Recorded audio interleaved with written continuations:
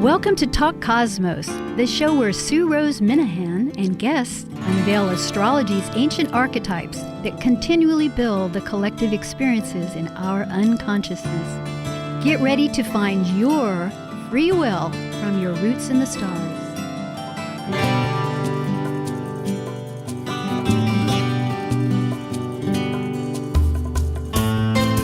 Greetings, hello, aloha. I am now in Hawaii and I have to bring the wind of change.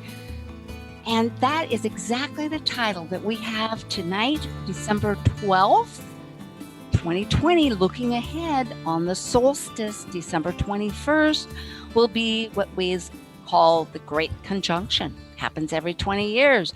Jupiter connects with Saturn.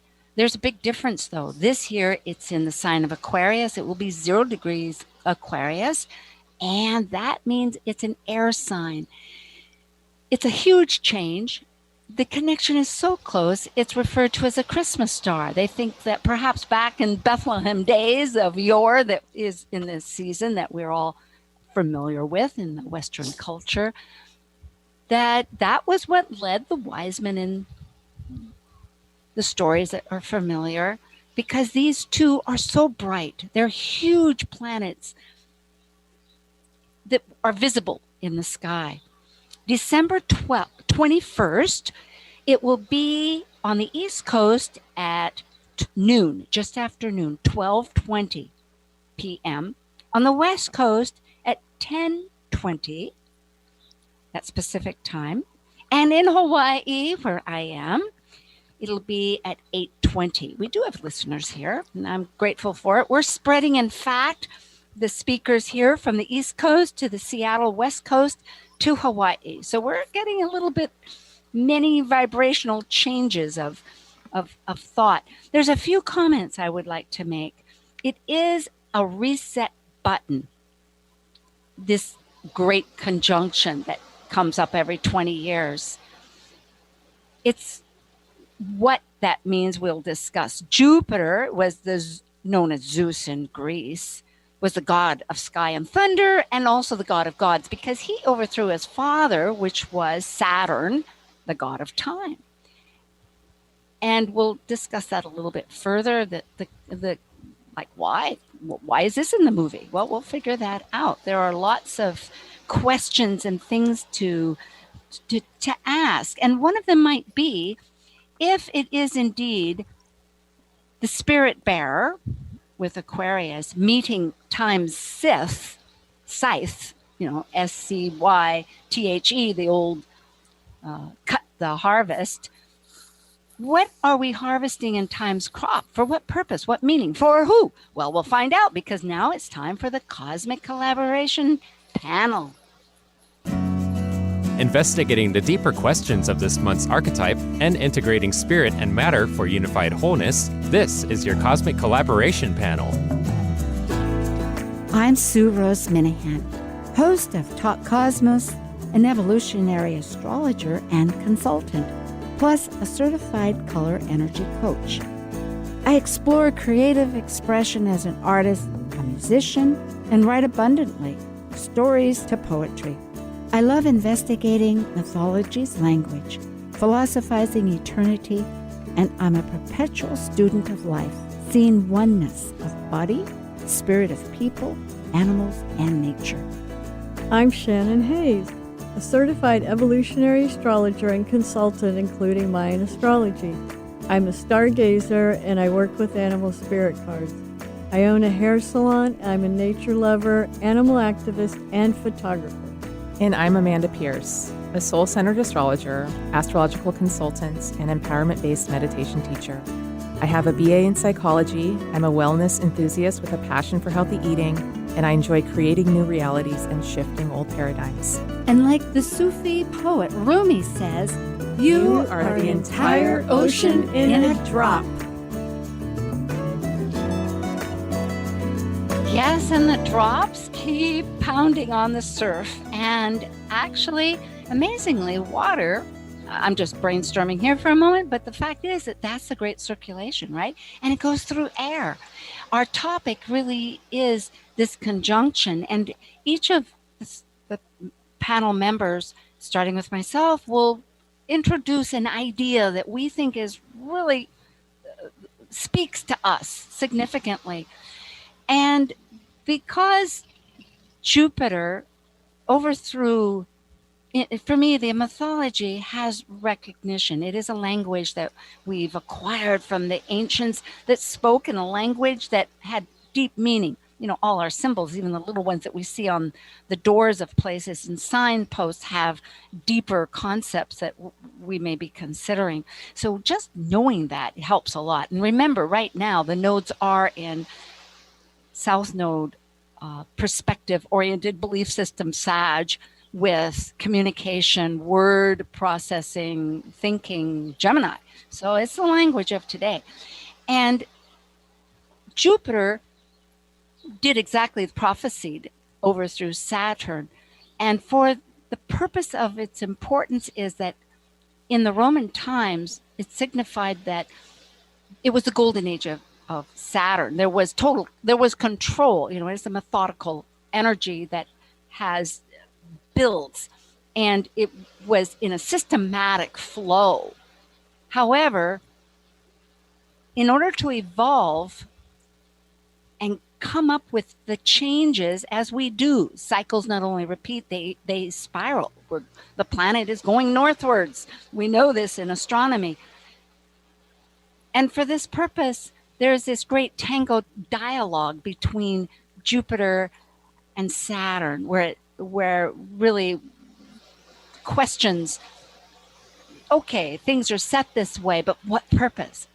Maybe we need to grow and change. So Amanda, what would you say is your big hit for, or energy that you want to share? Well, hello, Sue and Shannon. Happy to be here with you. I would love to talk a little bit about the social life of trees and how that can show us a potential way of being in this new Aquarian age. Well, that's a leading energetic thought. There is dynamic in many directions. Sounds good. We'll pick up on that for sure. And Shannon, hello, over there on the East Coast. What is your addition to our start? Well, hi, Sue. Hi, Amanda. It's nice being with you guys.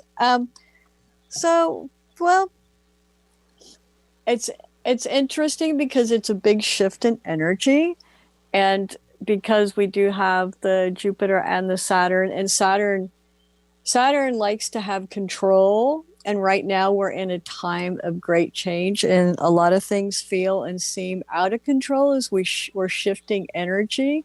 So that's kind of what I was sort of interested in talking about, is the great element shift, because this is a shift in element that we haven't seen since the planets being this close together. We have the Christmas star coming up too, because Jupiter and Saturn are also going to be 0.1 degree close, and it's the great, everybody's talking about the great conjunction. So it's a great shift. So yes. Yeah. So sounds kind of groovy.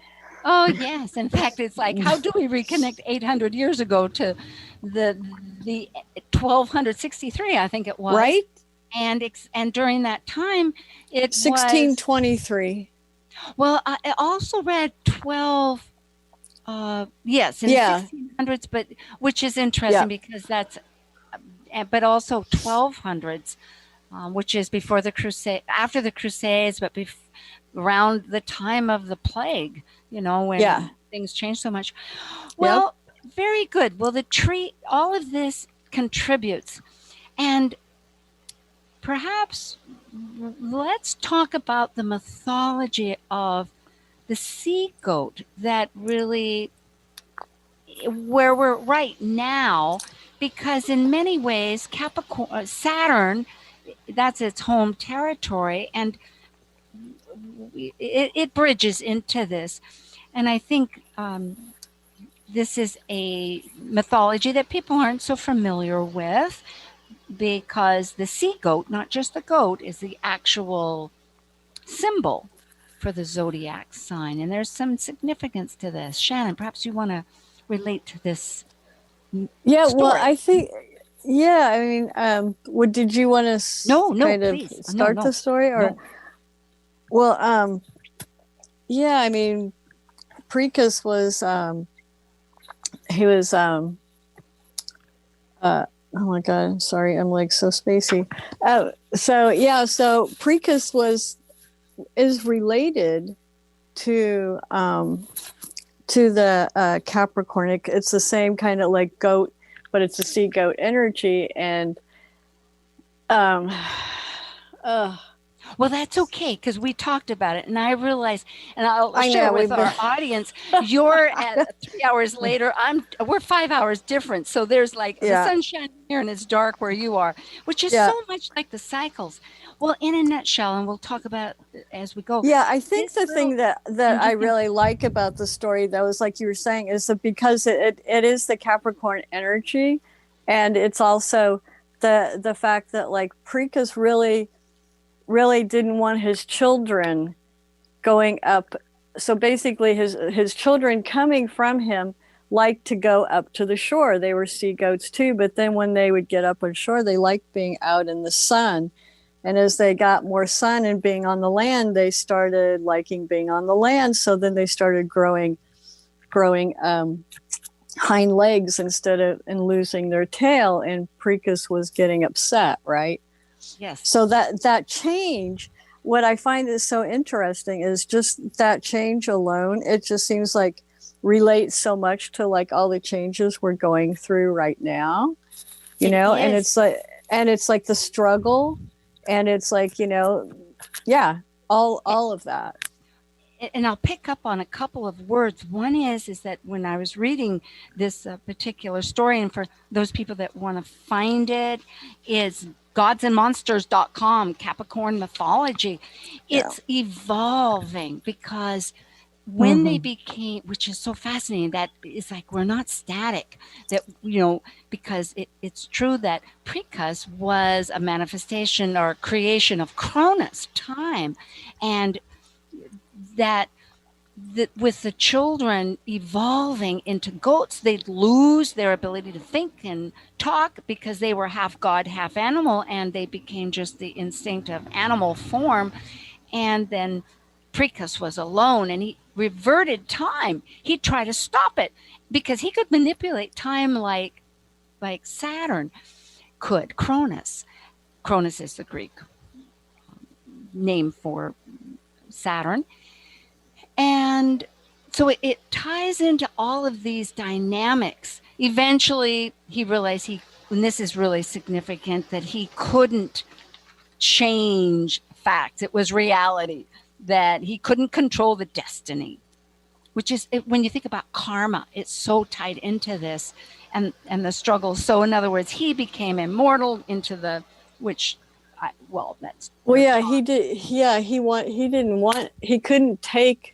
he actually couldn't really handle the fact that he couldn't control stuff, and he was losing his children, and he felt so alone. So the gods gave him immortality by putting his constellation up in the sky, right? Yes. So that way he could look over his children without controlling them. It was almost like it's a way of not being so sucked into having to have the control. You know what I mean? Well, it's very true. It's the observational, but it's that Aquarian, like being able to observe it without having so much control. And an important factor that to share with our audience that we're tying in here is the fact that in astrology, there's dual rulerships. Traditionally, Saturn was the last planet that was visible, and for Aquarius, therefore, ruled Aquarius. But as Uranus in 1771 was discovered, Uranus now is a co-ruler that we as evolutionary astrologers firmly embrace, but we also recognize the Saturn part of it. And another dynamic is that with the fact that Zeus overthrows time, Cronus, so that isn't this an interesting factor? Right. I think we can lead into now away from that, but just to realize that right now it's always the philosophy of questioning if not just the structures, but the reaping of the agriculture, which was part of Saturn, is really to what purpose, or how is it being productive? It's such a potent time that we're sharing here. Now, Amanda, you wanted to talk about trees. How can you feed that into this concept? Because I know it has a lot to do with community, which is very Aquarian. Yeah, so I just recently ran across this story in the New York Times. It's called The Social Life of Trees. Just came out about a week ago. And it's not a news story, but it's being presented again in the news because it's just so, I don't think that anyone realized how connected to Aquarius this was, but it's just part of that synchronicity of we're starting to move into an Aquarian age. And so, of course, the story came back up. And it's about a scientist in British Columbia, Suzanne Simard, and she's now a professor of forest ecology at the University of British Columbia. And when she started studying forestry, she started to study what are called mycorrhizas. And that is the underground partnership between trees and fungi. And it's these thread-like fungi that envelop and fuse with the tree roots. So it's all happening underground. And it helps the trees, they help the trees extract water and nutrients, and in exchange, they receive carbon-rich sugars. And so there's this kind of give and take. And Simard discovered that these fungal threads link nearly every tree in a forest, even trees of different species. So it's such like there's such an underground community aspect to all of this. And I love that it even encompasses different species. How Aquarian is that? And a couple other notes here. Resources tend to flow from the oldest and biggest trees to the youngest and smallest. Chemical alarm signals generated by one tree prepare nearby trees for danger. Seedlings severed from the forest underground lifelines are much more likely to die than their networked counterparts. And if a tree is on the brink of death, it sometimes bequeaths a substantial share of its carbon to its neighbors. So this how cool. I know.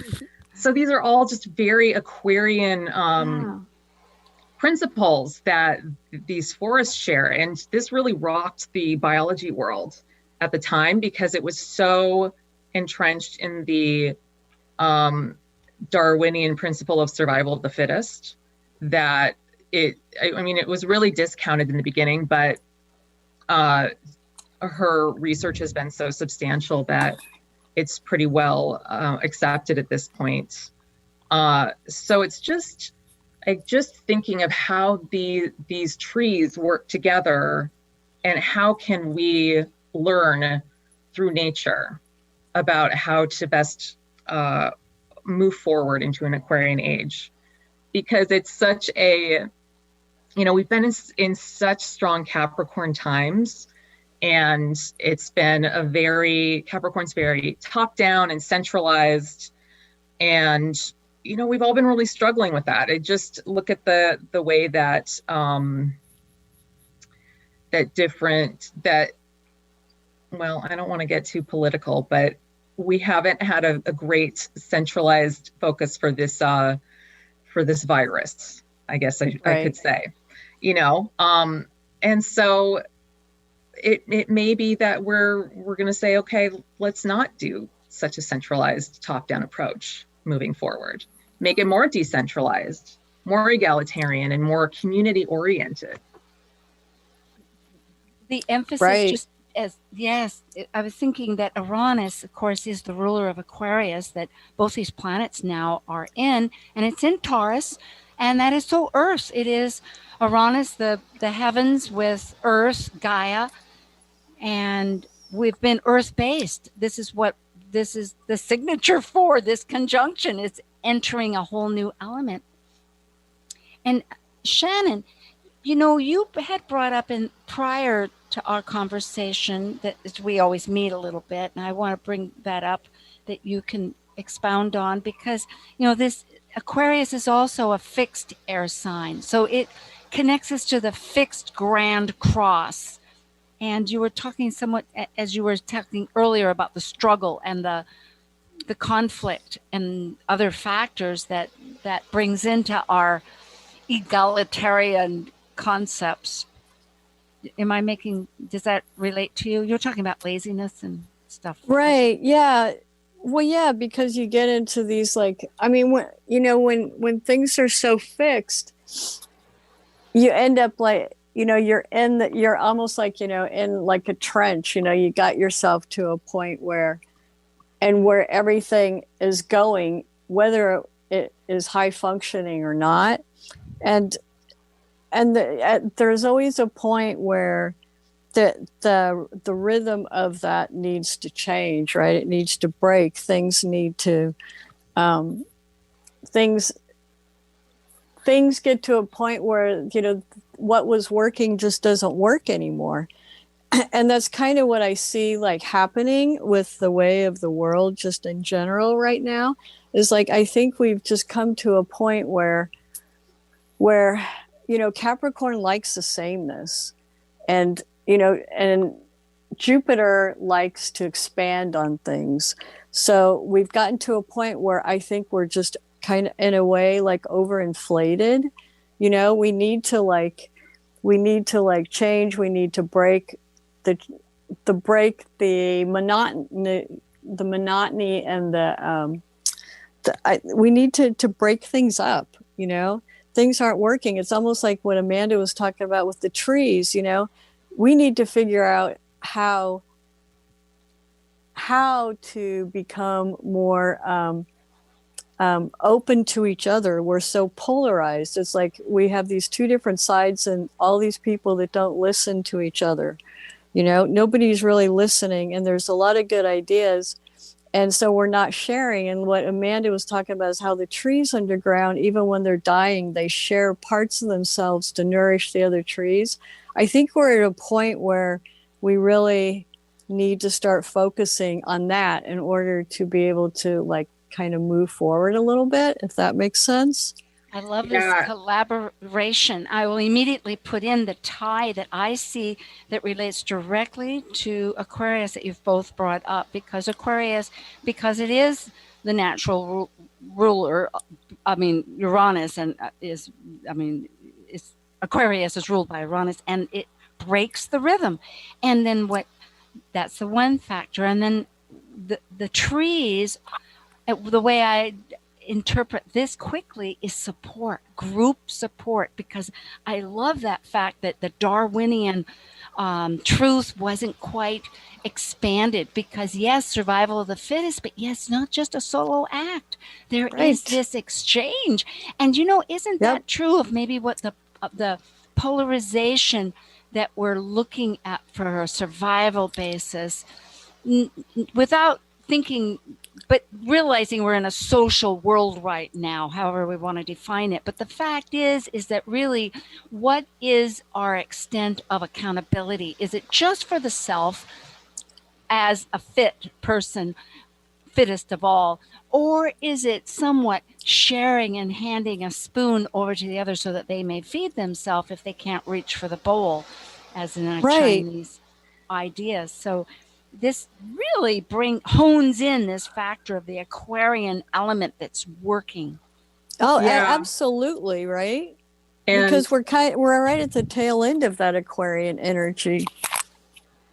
I mean, the Capricorn energy. Yeah, we're at 29 Capricorn, right? So, what were you going to say, Amanda? Yes. Well, I'm loving what both of you are saying, and I wanted to I wanted to give you one little other thing that came out of this article because it relates so much to what you were saying, Sue. So based on this Darwinian principle, when Suzanne Simard was kind of studying her groundbreaking information, loggers were clear cutting and replacing diverse forests with homogeneous plantations. And the thought was that without any competitors, the newly planted trees would thrive. Instead, they were frequently more vulnerable to disease and climatic stress than trees in old growth forests. So it's like we really need to be so much more accepting and encompassing of different people in our communities and more community-based. We've really gotten away from that in our current world. And part of that is, the internet and connectivity. We didn't have to connect in community as much. And so it kind of just fell by the wayside. And I think that there's going to be a resurgence of that. No, I totally agree. I know. I love that. And you know what I think what's so interesting too is with the whole COVID thing and how we've had to become even more dependent on all this technology. And now people are starting to get so sick of it. It's like one thing COVID has done, and it's weird. It always takes something so traumatic, which is also so Aquarian and Uranian, right? Is that it's actually having to take a friggin' pandemic to make people realize how much they miss being around each other, how much they miss real social interaction. Because we have, because with all this technology, it's like, it's so easy to just get tuned into it. And I hear that so much from people now. It's like, oh, I miss not going, being able to go to the movies. I miss not going to parties. I miss, going out to nightclubs to listen to live music. Person to person. Well, we will bring back, and after this little break, right back the three of us to connect with you, who wherever you're listening, we are so grateful to connect because together we are a community. All right, this is Cosmic Collaboration, December 12th, with Shannon Hayes and Amanda Pierce and myself, Sue Rose Minahan. We'll be right back.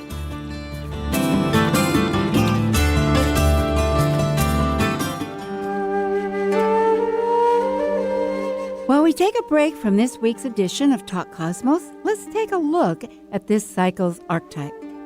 We are currently in the Yang period of Sagittarius, ruled by the largest of all planets, Jupiter, the Roman god, or Zeus by the ancient Greeks.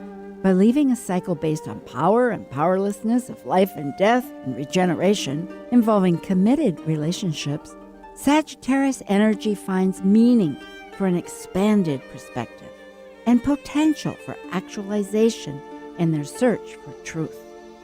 As a mutable fire sign depicted by the centaur, Sagittarius is adventurous and seeks the beyond.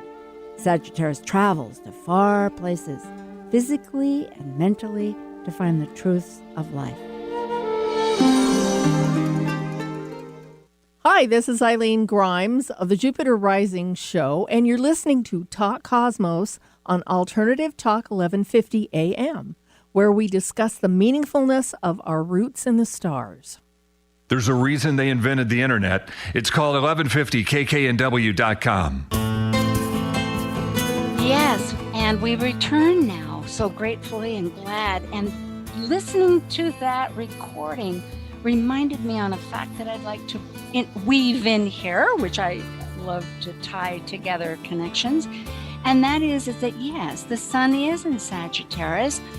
And what does that mean? It means we're looking for meaningfulness. That's exactly what Jupiter, one of these great conjunction planets that's connecting on December 21st at 10:20 a.m. here there on the West Coast, and at 12:20 p.m.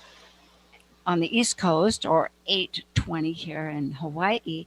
But the fact is what is the meaningfulness of the vision? The vision is, and there's such intuitiveness for these planets that we're discussing, all of them, because, well, by all of them, or both of them, I might say, is Jupiter and Uranus, which is ruling the sign of Aquarius, co-ruler, along with Saturn.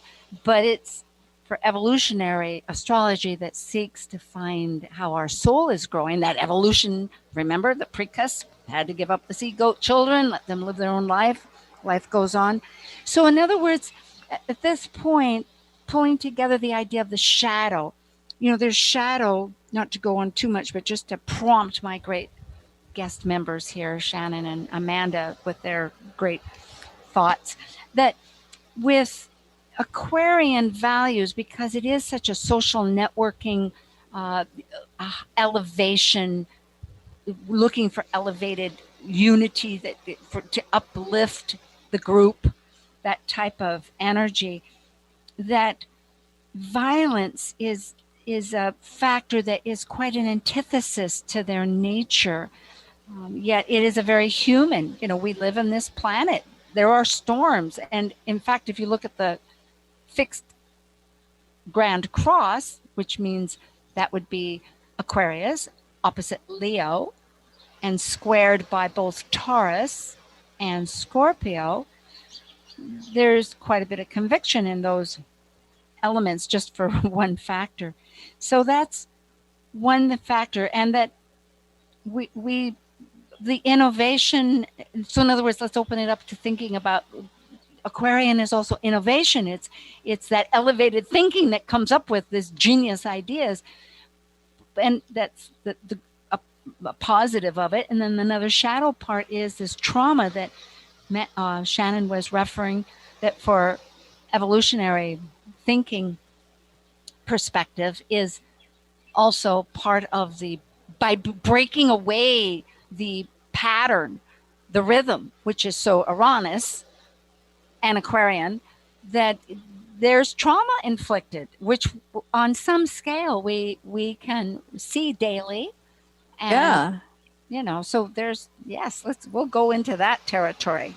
Yeah, well, I mean, it is interesting because you do see the trauma. I mean, you see it like in our country right now, correct? I mean, with our polarization, I mean, it's like one side is wanting the change and then the other side is wanting to stay the same. And there's this fight, right, going on right now. I mean, I see it in my town. I see, people who are, I'm only going to say this briefly and I'm not going to stay on it because I know, I know it's too much politics and I won't go there. But just as an example, I mean, it's like, this president, his supporters in the town I'm in right now, they're like driving up and down the street with all the signs and the flags, and they're screaming out the windows, and they're making all kinds of like horrible remarks about what's happening right now, about, the presidency being stolen and all this stuff, right? I mean, you feel like the pulls of these planets in their signs that they're in, and it's like you can almost feel the degree, don't you think? Sometimes, like this late Capricorn, it's like it kind of feels so dark in a way. The 29-degree thing, the dark before the light. Yeah. Does that make sense? Yeah, it does, and especially because with the Aquarian, this shift, what I'm really sensing is I can't get past the old Obama slogan, hope and change. Like that's what this Aquarius energy feels like. And it's probably a bit more of that Jupiter energy, because Saturn is really going to say, look, you have to work hard to get this vision going. And I think that there is a lot of potential for hope, and many astrologers were hoping that at the start of this pandemic that a vaccine would come out around the time of the Jupiter-Saturn conjunction. So, and now we're seeing it, and we're seeing the first people being inoculated in the UK and the vaccine getting authorized in the United States. So there is that hope, but But Shannon, like you were talking about, there is still that darkness. And I don't know that we're fully past it, because we still have Pluto in Capricorn. And that's Absolutely. heavy. Yep. And especially in the United States, we're coming up on our Pluto return. Pluto So return. Yep. that is going to intensify even more. Yeah. Just to let people know, that will be 2022. That happens 3 times as a conjunction. Couple years. Point. So go ahead, Amanda, if you have something else. Something.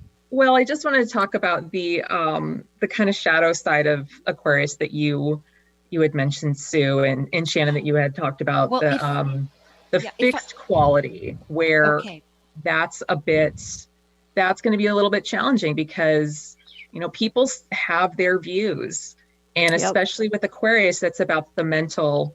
It's the ideas and the thinking. It's like people have their set way of thinking.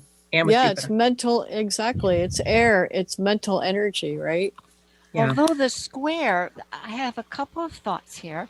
One is, you're correct, but I am remembering the dynamicism of that grand square, because it looks across to the manifestation of the Leo energy that really is that leadership in a group, which is, it's not that you trade one off, you exchange, which is what we're bringing up. But what really, that's an observation and awareness, but what really prompts the action is the Taurus and the Scorpio, both fixed, Taurus in Earth, which Uranus is in, and Scorpio, which is ruled by Pluto for evolutionary, and a co-ruler with Mars. But the fact is, that's emotional. But again, they are set ones. But what comes to me, I wanted to bring up what on both of your comments was, because I did offer, let's talk about some of the shadow and the trauma. And what I was thinking about went back to the trees. I was looking at a note where it was from the oldest to the young. And I realized also, what with this political problems that we are, or social problems, we can call them that, tying those both together, because the news is on pretty frequently here in our household. I am married, and I am aware of the crowds and throngs that are venting their protest. So even though in beautiful Hawaii, I'm looking at rolling tides, but what comes to mind as a bridge of hope is intergenerational. I'm thinking again of the precus and other factors of just Saturn itself, which represents time. It's right, generations, exactly. If possibly, what I'm getting down to also to tie in is, as a viewpoint, get beyond the stereotypes. That's again breaking the system of what we think of the material. Like, we see a person, whether it's a little lady with white hair, or whether it's a person of some other heritage of one's own. There's so many stereotypes that unfortunately still are stuck in people's brains. But what's happening now is that we are living among strangers, which in a sense, what I'm drawing on is that Jupiterian thought, that is like overseas of the above the other mentality, that bridging. But yet it's not what we think, it's not the physical stereotype picture. It's the soul person, or the heart person of the evolved point of where they're at. So if we can break away into this reaching out into intergenerational support systems, and see beyond the stereotypes and into the souls of people, I think that's a lot of hope. Well, go ahead, Amanda. Oh, well, just one little comment. Suzanne Simmer talks about mother trees in the article, and these are the oldest, largest, most interconnected trees, and they have the capacity to nurture those around them, even when they're not literally their parents. And that is something that really correlates with the Aquarius moon, like a high expression of the Aquarius moon. And nurturing and mothering those that are not actually your children. And the United animals States, do that too. yeah, and the United States has an Aquarius moon, so it's really something that we could tap into here in this country. Oh, absolutely. I mean, Shannon, what were you going to say? Add to that. You were both on. well, yeah, I know we're both like kind of thinking along the similar Sure. lines. Yeah. Well, I was kind of thinking too along the lines of the intergenerational thing. I mean, it's like, it's, a passing of the torch. Yes.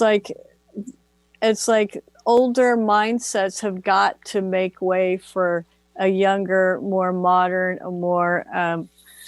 a way of thinking that relates more with this day and age. And like, that's part of what I see is our polarization. It's like, and it's going to take some time to figure out. And I think that science is a big bridge in that area, because I think that from science, we're learning about things like what Amanda brought up about trees. They're going to come up with vaccine for everybody, and we're going to see that happen. I think it's part of like the whole Aquarian age. I think we're going to have to deal, honestly, with more pandemics coming, because there's so many more people, and there's such a huge change in our natural environment because of the lack of the resources that are being usurped, so yeah, I mean, it's like kind of spread out all over the place. But I can jump on this one. This is yeah, go for it. Passing the torch. Oh, baby. Right. And that's kind of the hope too, right? Well, it is. And what I love about this is we're in a teamwork together. Again, It's like there is an astrology here. I've got a thought here. Let me lead it out. That in astrology, there has been this thought, because we have nodes, the lunar nodes, and with astrology, with evolutionary astrology, it's so important. And when I first became aware of it, and somewhat in the conversation that one would hear, it would be like, ooh, this is bad. No, that's good. The judgment call. And then there was the insight, hey, wait a minute. No, it's just an integration. It's like a new fusing, like actually two parents creating a child. My point is this, is that I think in the air signs, it's very useful. Gemini itself, I'm a Gemini, you're a Gemini, Shannon. We know this, and others, but it's a very useful. It's a fresh, curious type of thinking pattern. So it is really a matter of if we're in an air form of just think of air but in Aquarius is what we're talking about, and the next retrogrades the next year. I was being told by Dr. Tad, who's next week will be speaking with a Planet Buzz that I'll be bringing up. In fact, next week, Planet Buzz is going to be initiating YouTube. We're going to be on YouTube. It'll be very exciting. All of us will be on YouTube. You'll see our little happy faces as we smile our words through. But at any rate, the point is that all three of those retrogrades are purely, without going into another, they're going to stay in air signs. The point being that if we look at the Pluto generation in Libra, as it left Taurus, which it was 30 years in Taurus, then in Cancer it was 25, in Leo it was about 20, and then radically went down until Scorpio was 12. That's the opposite of Taurus. And so we're connecting and bumping into a lot more Pluto generational people, and we have a vibrant Pluto in Libra. In fact, we have one on our crew, Amanda Pierce, and that generation I think is really going to be a spokesperson, because energetically, the way they navigate their changes is going to work with the energies that we are reset with. And that group is well into adulthood. It's not like they're children. I mean, we're all children, but it's still like reputable positions and experience. So yeah, this passing of the torch, I think, is not a relinquishing, but yet getting to the end line together. I love it. Well, I hope that the Pluto in Libra generation is able to kind of guide us as a society into a more balanced place in relationships so that we're not quite so polarized. Then again, anybody that's got Libra in their chart is dealing with extremes and trying to find that balance. But because the Pluto and Libra generation has been on this planet for quite some time, hopefully there's going to be some guidance and some learnings from them in terms of finding that right balance where we can all live together and we can live as a community that's helping one another. I think that it's going to be quite challenging to get there. And next year, Saturn is going to square Uranus 3 times. So Saturn in Aquarius and Uranus in Taurus, both fixed signs, both not wanting to budge. And when when it's a square to Uranus, it's going to be something that's pretty challenging coming up. Not that a square to Saturn isn't challenging either. So it's going to try and shock us out of that complacency that can happen with the fixed signs and with the fixed thinking of Aquarius. Shannon, did you have a thought? Because I was going to add that. Here I'm asking. Well, I was just going to kind of like ride Amanda's tail for a second, like when you were talking about, kind of being open and because of the fact that Aquarius can be kind of rigid in its thought also, and also there's the other side of that, like where it can just be plain lazy, Uranus and Taurus, can have that ability because it's like Taurus is fixed, Uranus is fixed, it can be very stubborn. So there's definitely a need for trying to be objective in allowing for different perspectives and different opinions and different scientific information, different people's different views on life in general in order for things to have a better flow. I guess so. I can support that thinking. It feeds into what I have been thinking because Aquarian is the community and it's groups.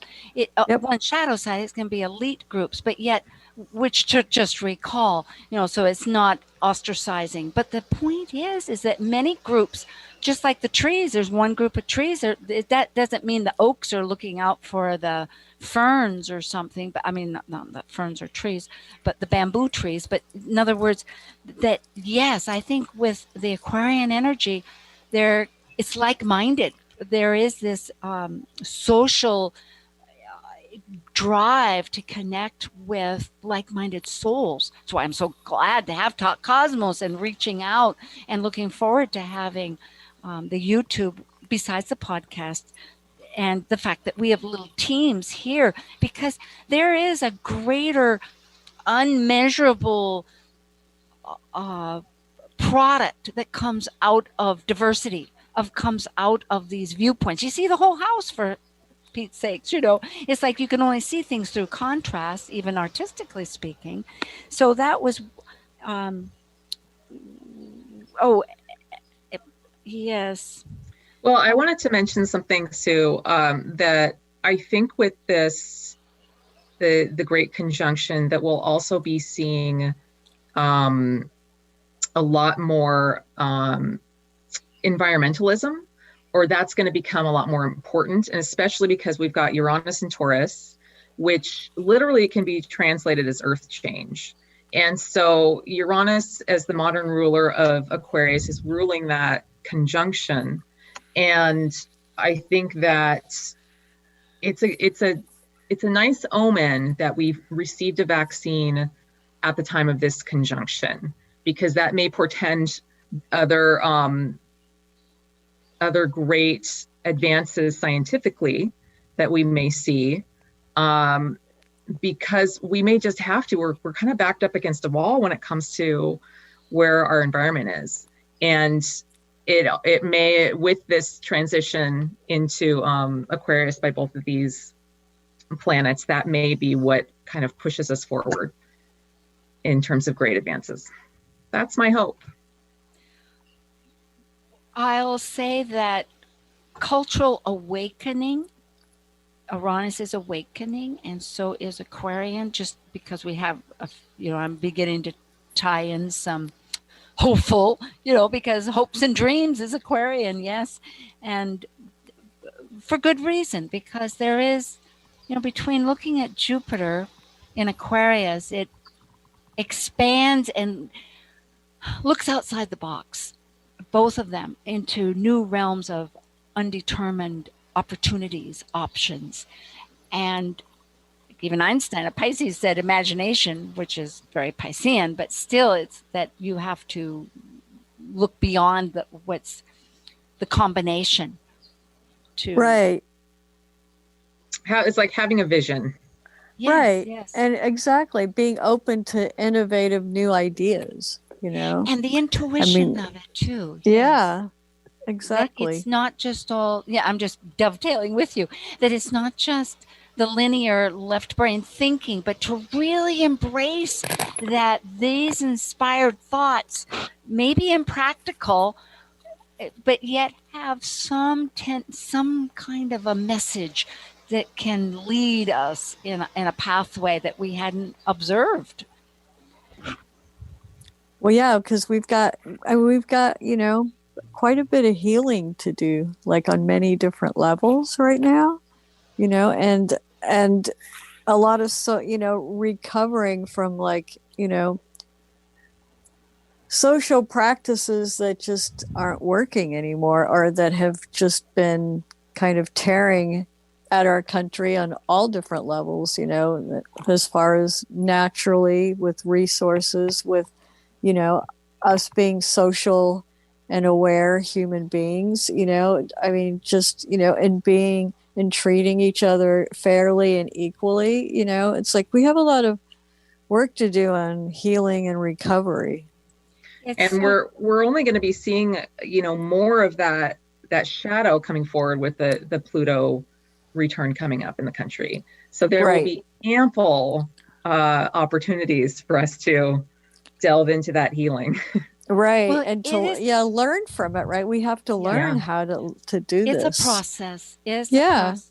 And when I think about it, looking at the direction, going back to the beginning, one of the factors in the beginning of the talk was that the missing, Shannon, you were bringing it up, which is really a valid point, that in the next 20 years, because we're talking about a 20-year cycle. Yes, it's hard to see that far. It'll be news when we get there.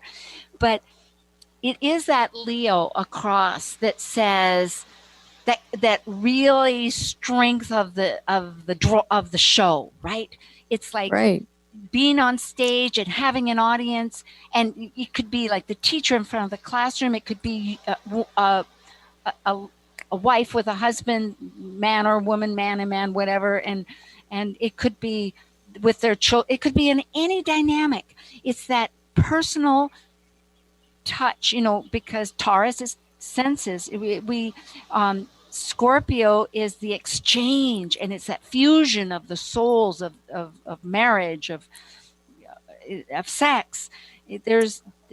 We need to connect, and I think keeping the heart, and Leo is heart. It's one thing to love groups and to remember that, but that unity of all of us, that the whole part of us, is a message to focus, to help us out of trauma and shock, help us unite. Right. Absolutely. Well, gosh, we will be revolutionizing. When I think of code words, we wrote down a ton of words. It's like, it's not just a renewal. It's like a real a landscape we haven't seen before, like that flash of lightning. Yeah, exactly. Yeah. And it's not it's not just a 20-year cycle. And I know, Sue, you'll be going into this a bit more I think next week, but it's a 200-year cycle into air. And so this Aquarius energy is just kicking that off. Oh, it Right. does. Ooh, this segues into our little music. Now, we have about a good half a minute. We don't need to just clue off abruptly. But it is such a pleasure to work with both of you, Shannon and Amanda and Shannon. And it is Sue and Amanda. Yeah. And, we will be visual. All of the shows are going to be on YouTube. That's going to be on Top Cosmos YouTube channel. It's going to be on KKNW YouTube channel, or you can listen to the podcasts on any podcast. And of course, cue into us live and subscribe.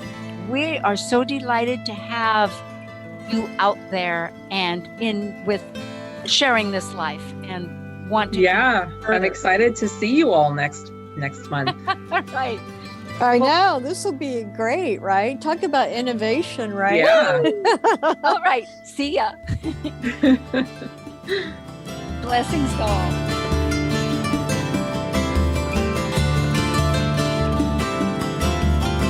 Thank you for listening to Talk Cosmos, the show where Sue Rose Minahan and guests unveil astrology's ancient archetypes that continually build the collective experiences in our unconsciousness. Be sure to tune in next Saturday at 6 p.m. Continue finding your roots in the stars.